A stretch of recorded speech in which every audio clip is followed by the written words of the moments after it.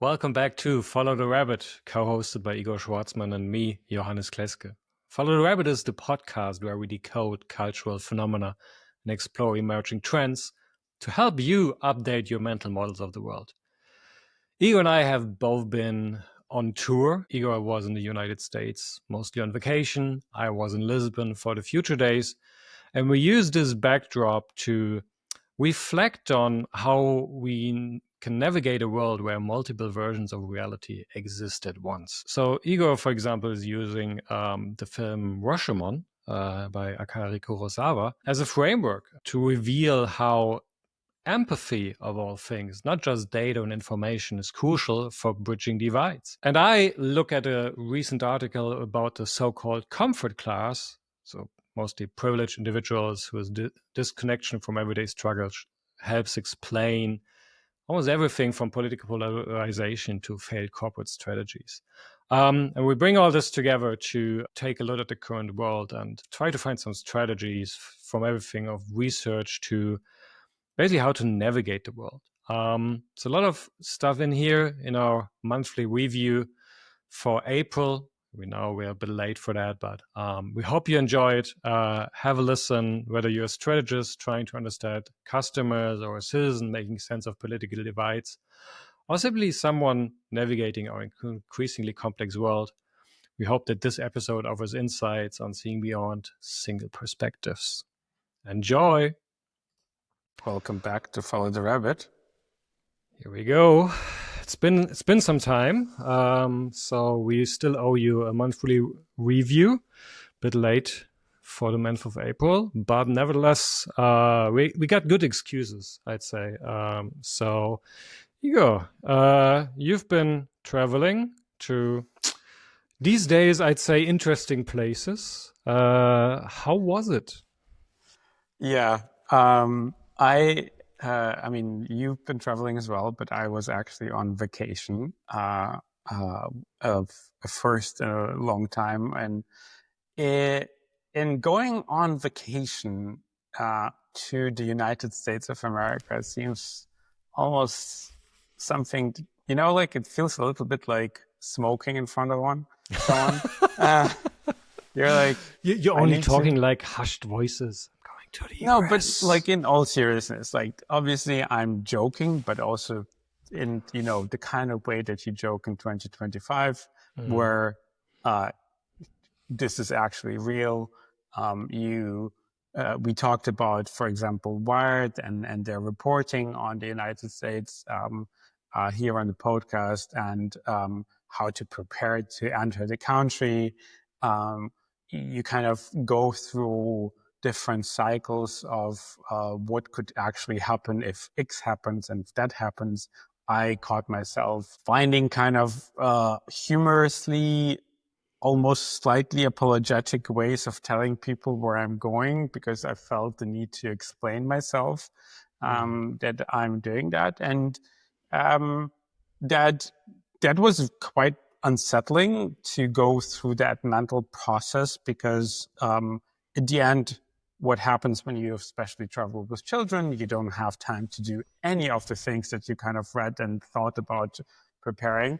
The only thing that I kind of deleted on my phone is Signal, and I'm not going to go into detail why.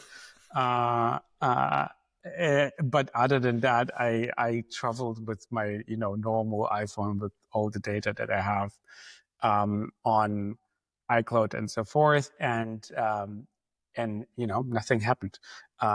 Obviously, I traveled to. But let's just for a second, like, point out that you feel the need to say the sentence "nothing happened." Yeah, is already an interesting signal in itself. Yeah, absolutely, and I think that's so. The whole process, this whole vacation, and kind of like both the pre, during, and post vacation thoughts is something that I kind of wanted to talk in this kind of review of the last kind of like months, and kind of entering that. And it's a little bit unusual, kind of, because we tend to obviously point to a signal, an article, or, something that we've seen from someone else. But in this case, I kind of particularly enjoy the fact that, it's a first-hand experience, and it's something that I for myself, went through and can talk very transparently and about the thought process and how I also contextualize what was happening. Because as I said, before the vacation, I was extremely busy and there wasn't really that much time to reflect. It's more like dealing with all the stuff that's happening. And when we arrived there, and there is we went to Portland, Oregon. Context, it's not necessarily the usual vacation spot for Europeans, but really close friends of ours moved there. She got a really important job at Nike, and so I kind of got to see that as well. But we used obviously the time to not just hang out in Portland on the Nike campus, but we traveled in Oregon. And that experience was quite different from the experience of thinking about entering the United States. And so when I arrived back, we talked briefly about this, and I kind of sat down and I wanted to really reflect. And the way I'm kind of looking at this is through the lens of a movie, and you would probably kind of think, if you have listened to this podcast, you probably have heard me talk about movies like Everything Everywhere All at Once, which in a way fits always because the title. But in this case particularly, I wanted to actually reflect on a movie that I saw a couple of months ago for the first time. And it's a very, very old movie, and I haven't seen it because I tend to not have the kind of time to watch a very long Japanese movie. But I know I'm in the minority. So when I say I Rashomon, which is Akira Kurosawa's 1950 epic about a murder in feudal Japan, I will explain in a little bit what it's about. I know that not everyone has seen it, right? It's not, it is film history, but it's obviously very long history. And so you don't have to have it off your top of your hand. And so the movie excels in a particular way, and that's also how it relates to kind of my anecdote about the United States. And it is about a murder that occurs as I said, in Japan, and the film focuses on 4 witnesses that tell their story of what happened. And contrary to the way we tend to construct narratives, there is not one thing that actually is true, but all of those stories are true. And the way Kurosawa manages to really bring this to life is not by creating a judgmental point of view of the perspective of how people experience what happened. He is really managing to construct one narrative in which 4 different perspectives on the same thing can be true. And when you watch that movie, and that's really the thing that really keeps you with it, because I have to say, I don't necessarily relate to the, acting of 1950s Japanese kind of cinema.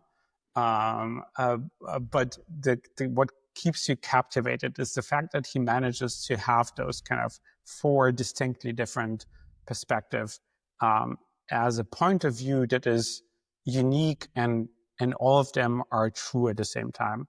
And I think that is at the core the empathy that he brings to the story that he wants to bring to life. And the way I kind of looked at my kind of experience of thinking about going on this trip, being there, is kind of like I kind of created. So he calls them 4 witnesses. I have 3 witnesses of going to the United States. And the first one is the kind of media witness, right? So when you just are in Europe, or you kind of watch the news, be it European news or, the New York Times. I assume not many of our listeners are Fox News watch connoisseurs. But when you kind of read through that, and especially when you don't have time to really dive deep, and you have this perception that, you know, nothing really works in the United States. Like it's falling apart. People are just basically at a loss, and some of it is true, right? People are being deported. People are being abducted on the street. People are, and today actually was a video released from 3 professors who studied fascism, who are all leaving the country, telling people, yes, this is what fascism actually looks like.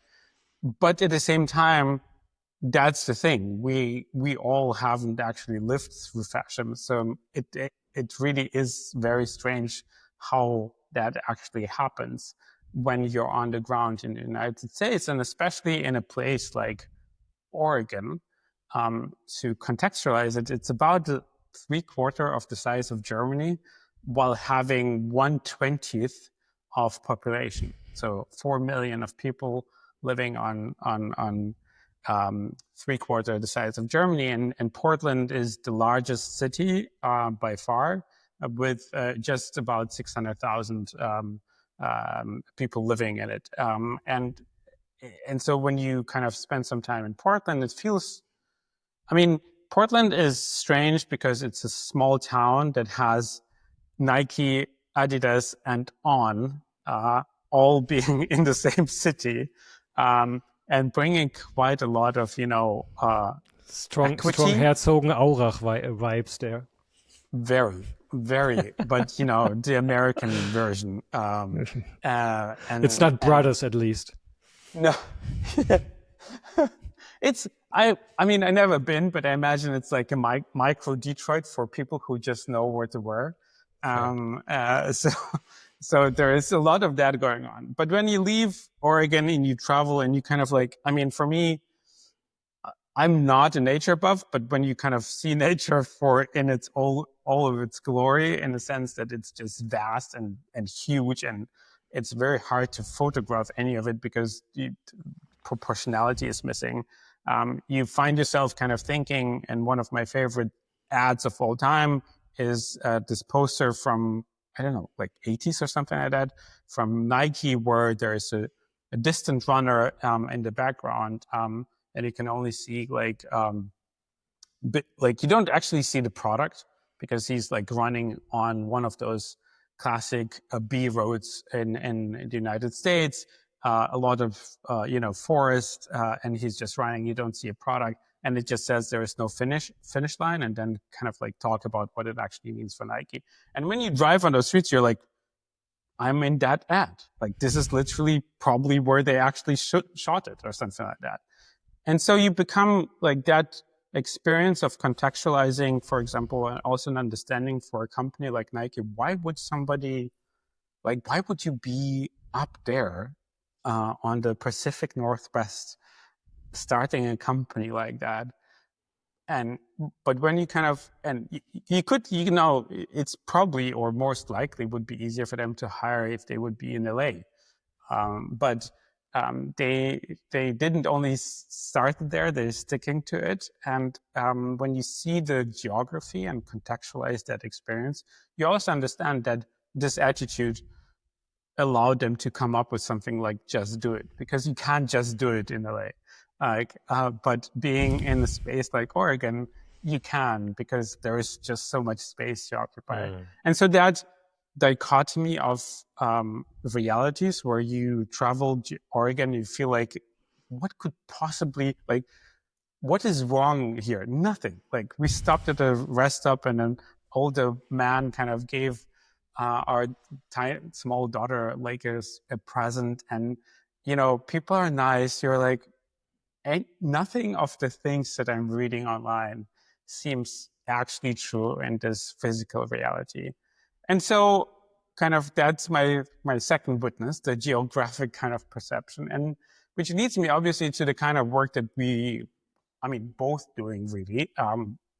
And that is that ability to be the integrated, the oscillating witness that is constantly not only aware of the fact that there are multiple things being true at the same time, but also being able to transported, and that is all of that is kind of rooted also in the fantastic work of this Polish American. I'm not sure even what he actually was, but he's Polish American Alfred Korzybski. I'm pronouncing it probably wrong, where he said that the map is not the territory, and kind of describing how different maps of the same territory can be true. And as a way to experiencing what that actually means, try pulling out your iPhone or smartphone, opening up Google Maps and selecting different layers of how to look at the map. And that is a really pretty great a way to understand what he means, because it allows you to kind of focus on the different things that this territory kind of communicates to you. And none of them are not true. All of them are true at the same time, but are sometimes more useful than others. And so this designing kind of strategy or any kind of understanding of how something happens, for me, I've been fortunate enough also to work in ethnographic kind of projects, and recently where talking to actual people makes it kind of quite different than just researching, for example, Gen Z, not because of the information they give you, but because you can root that information into empathy. And if we manage to, if that's the so what at the end of this very long kind of thing about my experience going on vacation, maybe I do intellectualize everything, but I don't tend to intellectualize it quite as much usually. But if there's one thing that you can maybe take away as a way of, well, what does it actually mean for me? Well, we need to be hearing it more often than not, that we need to feel comfortable with not knowing. And hello to Vaughn Tan, who might or might not be listening. And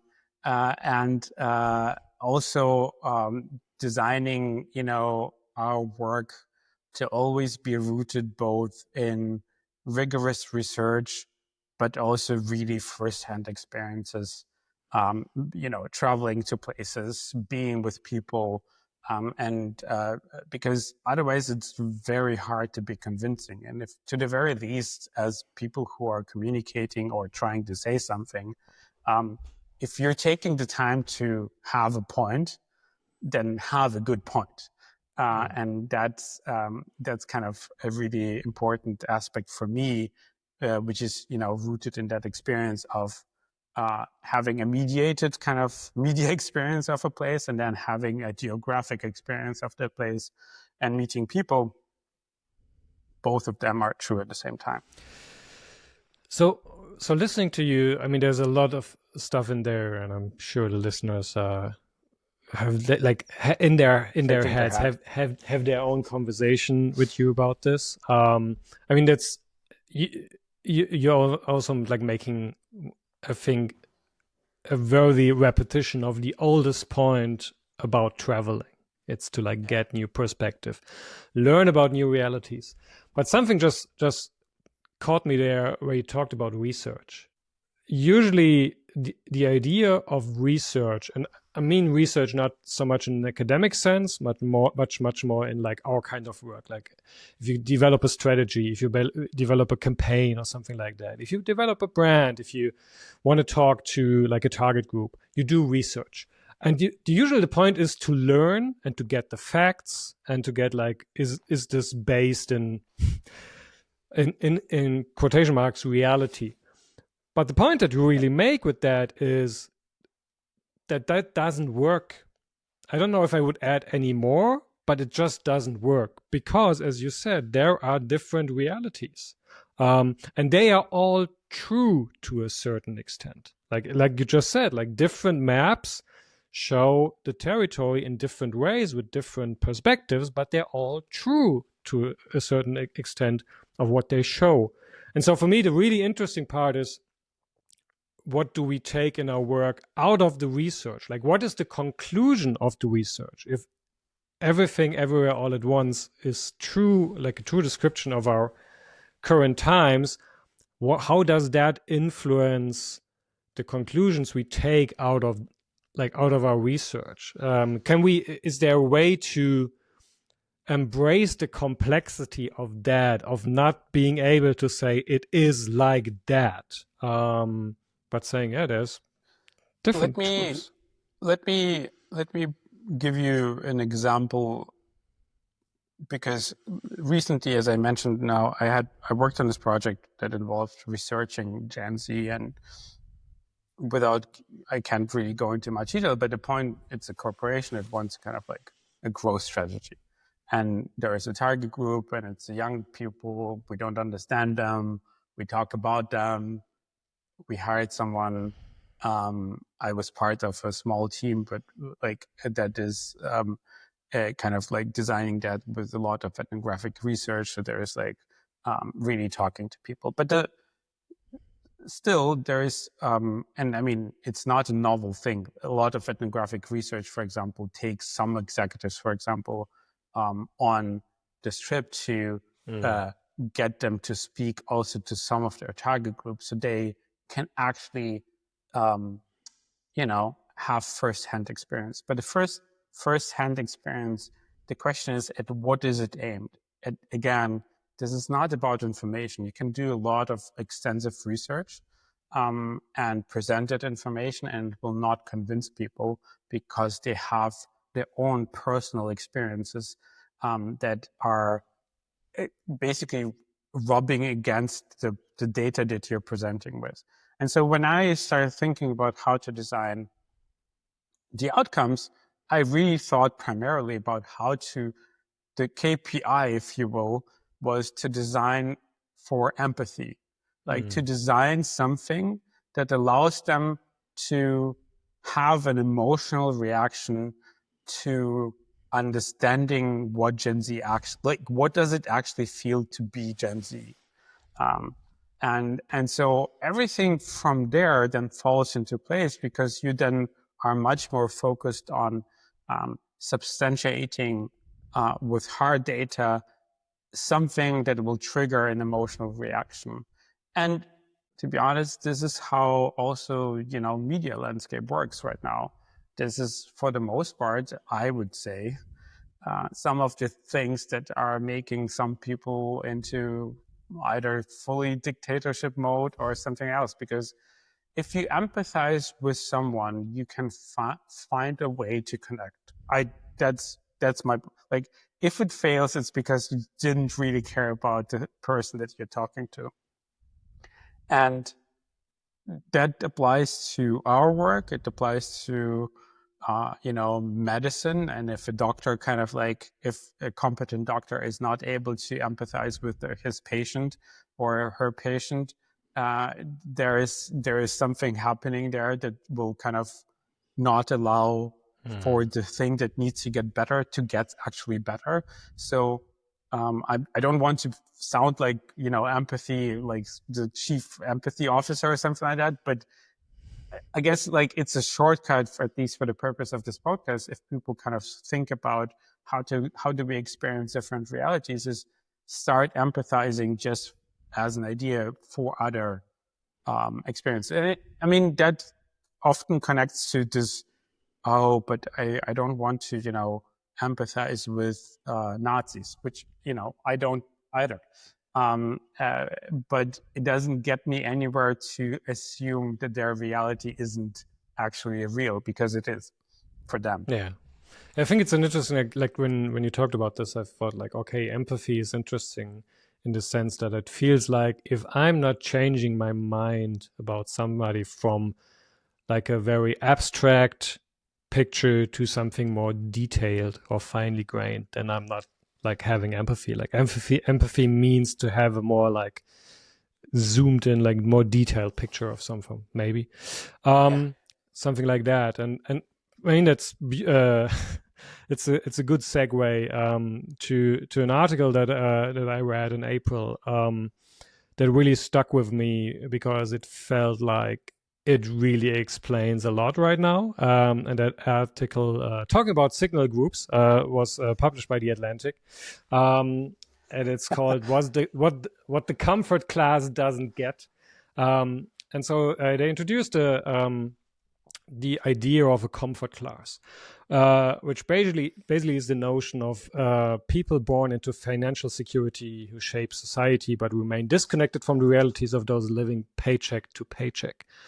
So it's basically people who never had like any real financial trouble, which also means that they had huge privilege to like do unpaid internships and stuff like that, and really go into like invest into their career without ever really like feeling insecure, not taking too much risks.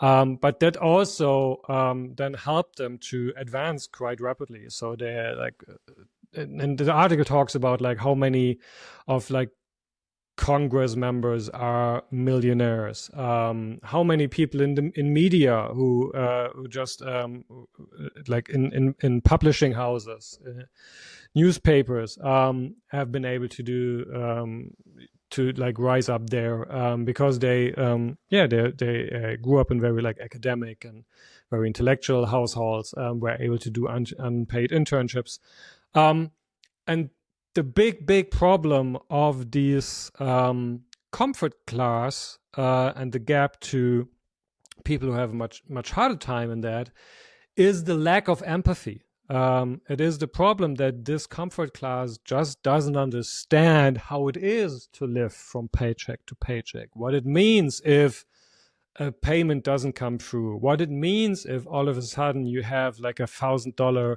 healthcare bill, not knowing what to pay that from. And I think it's one of the best like lenses I've read recently to understand like how the Democrats in the US could have like removed so far from like half the country, not understanding why do they have a problem with Joe Biden, like what's their problem with the Democrats at all, why are they so against like wokeism and DEI and stuff like that. And then you have, on the other hand, you have Trump, who in his instincts from reality television and being like the king of attention economy can feed right into that. But it's also quite helpful, to be frank, to understand to a certain degree the situation we are in Germany right now, where we have like a new government with the conservatives back in power, but you see the exact same problems. And I think it's more a problem of like the political class here in Germany right now, who really doesn't understand like the more like grassroots local movements, doesn't understand how so many people can vote for the AfD, so the right extremists. And it has a lot of them who do this voting are plainly racist. There's no doubt for me about it. But there's also a lot of status anxiety and the feeling of it's constantly looking worse. And they up there don't understand myself. And then it's the attention economy. So I'm sometimes have like this I don't know. I sometimes like to torture myself, and so I spent the weekend watching a documentary series that followed the Conservative Party to the last election campaign, which is it's really well done. They got amazing access to Friedrich Merz and the others of the Christian Conservative Party, and it just gives you like, it really hits home how they completely misunderstood the electorate, how they just don't get why people don't like them, what's the problem there, and they completely didn't understand why people like in 100,000s went to the streets when they voted together with the AfD for like a vote in the German parliament that didn't have any consequences at all. They just don't get it because they completely lack this empathy. And the one scene in there that was really like hit it home was they also followed like one of the local politicians in East Germany. And they just showed what her like day campaigning was like, and where she just like put up posters and people would yell at her and like, we gonna tear this down right away and fuck you and stuff like that. And you just like get all the hate of that. And she says like, I can't reach the people here anymore. Like they are so in such a different reality, coming back to what you talked about. They have a completely different reality, and she as a local politician has just no idea anymore where she can reach that people. And she's going there. She's going to all the places. She hopes to reach people. She spends a day at a butchery hoping that she can have a conversation with the people, but they are so closed up. They have so much made up their mind. And I think this is like part of that. I can like, for everyone, I highly recommend reading this article to get an idea about that and how this like comfort class might be a very helpful lens to look at what's the problem right now, and it all comes down to empathy. People have turned in after like 3 weeks of a pause and are like, where are the Ervehon stories I'm here for, and we're giving them some much needed, well, maybe not, but kind of the real. No, but I think like in a way, I guess like for us too, we're oscillating through different states. We both are quite fine, but we are obviously experiencing different things. And Johannes was at Future Days in Lisbon as well, where people gathered to talk about the future, and all of those things are happening too, right? It's not just doom and gloom. Like a lot of really smart people come together to think about us. And I think the takeaway, for example, from this article that you mentioned, or that the kind of political landscape, we've seen this stuff in our work as well, in the sense that on the one hand, everyone wants a future, but nobody or very few people are designing outcomes of projects for two things: the ability to say we don't fully know, and designing it for actually learning something about how things are operating on an emotional level. Because there are plenty, and I'm not like a lot of data, valuable data, is being generated in a lot of those projects. A lot of it sits there, and it's really important. What it lacks is the context in which it can be applied to, right? So when you are someone at a corporation and you kind of read something, and you're one of those, of that class, you kind of lack the ability to resonate with the customer that you genuinely in your career are trying to do. And so designing your questions and really seeking something different is quite important. And it's kind of like, I don't actually have a source for it.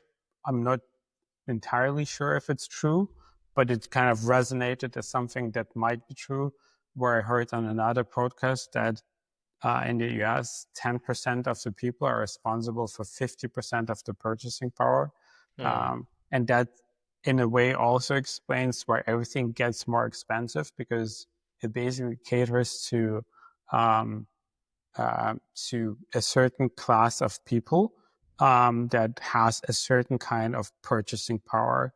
And, that connects us back, I guess, to Arvahon and the $19 strawberry. So I think there is a through line at the end. For sure. Let me end on one interesting thing. So like you said, I was in Lisbon for the Future Days conference. A lot of interesting, especially speakers there. And if you more interested in that, I actually did a couple of Follow the Rabbit on tour Instagram reels, where I like summed up the most interesting parts of each day. And we're going to link to that in the show notes. You can also find them on our Instagram account. But one of the highlights for me, beside finally hearing Sohai Inayatullah speak after like having written about him for so many times. He's a groupie. Yeah, I'm completely like Stan. So I saw like one of the speakers was Payal Arora. And Payal Arora is a digital anthropologist focusing on the global south. You might have heard of her. She wrote the book The Next Billion Users. And she gave a talk. She has a new book out that's called From Pessimism to Promise, Lessons from the Global South on Designing Inclusive Tech. And she really, like, it was like a very healthy reality check for a very global north focused conference and discourse on AI and ethics and all the problems we have and decolonialization and all of these topics. And she basically came and said, here's what the global south is thinking right now. Like, and she just had like a couple of like points she made that come to mind is she said they see themselves as global citizens. They are so connected through their smartphones to the world that they feel themselves to be global citizens, much more than a lot of us in the global north who are the globalists and the jet set actually feel like. She also talked about like smartphones from a lot of people there are the way they experience privacy, because that's usually the only like place where they can like are on their own and just this time they spend on smartphones. And in general, they have a much more optimistic view of the future, and a lot of that is due to AI. Like the stuff that they're doing with that they're trying out, that they're playing with, that they're using it for, gives them much hope for the future, because for them it feels like something that's like much more equalizing, that helps them to leapfrog developments and go into that. And I found that really helpful to because I think a lot of time we go so much into the weeds of certain discourses and really lose the big picture of like what's actually happening, what's helpful, and that I find really helpful. Maybe, well, that's a fast one, but maybe that's the point. There is no big picture. There are only there are many different pictures. There you go. And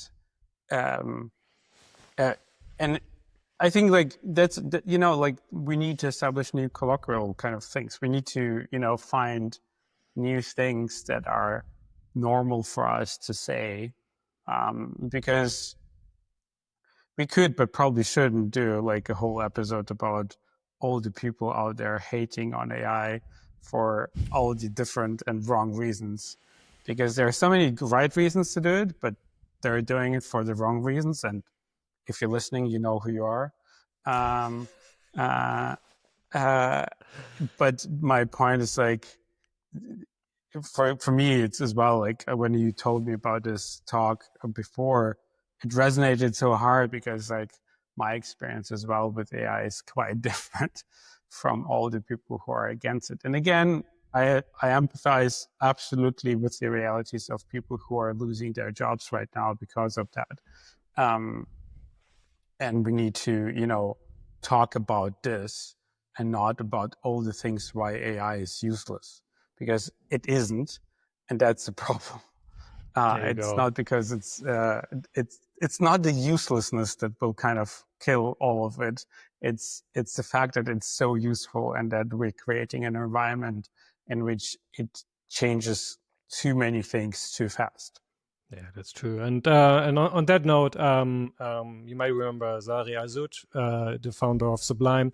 She was on a podcast a couple of weeks ago, and she was just in the Nordics on a conference, I think Sana AI, and basically gave the arguments she gave us here in a much more polished and way with beautiful slides. The talk is now out on YouTube. We're gonna link to it in the show notes. If you're looking for something to like open new ideas and different perspectives, like a Fourth Witness or something. I think Fourth Witness would also be a good podcast title or something. That's true. There you go. Have a look at that. It's really worth your time. I'd say on this note, thanks for listening. Hope we provided some food for thought. And if not, then just click on the links in the show notes. See you next week. Have a good one. Bye. Thank you for making the time to listen to Follow the Rabbit. Please let us know your thoughts and suggestions by sending an email to ftr@knownunknowns.xyz. Like the episode on Spotify, Apple Podcasts, or YouTube. And most of all, share the episode with others who might find it interesting. It really helps us out. Thank you so much for listening in. Talk to you soon.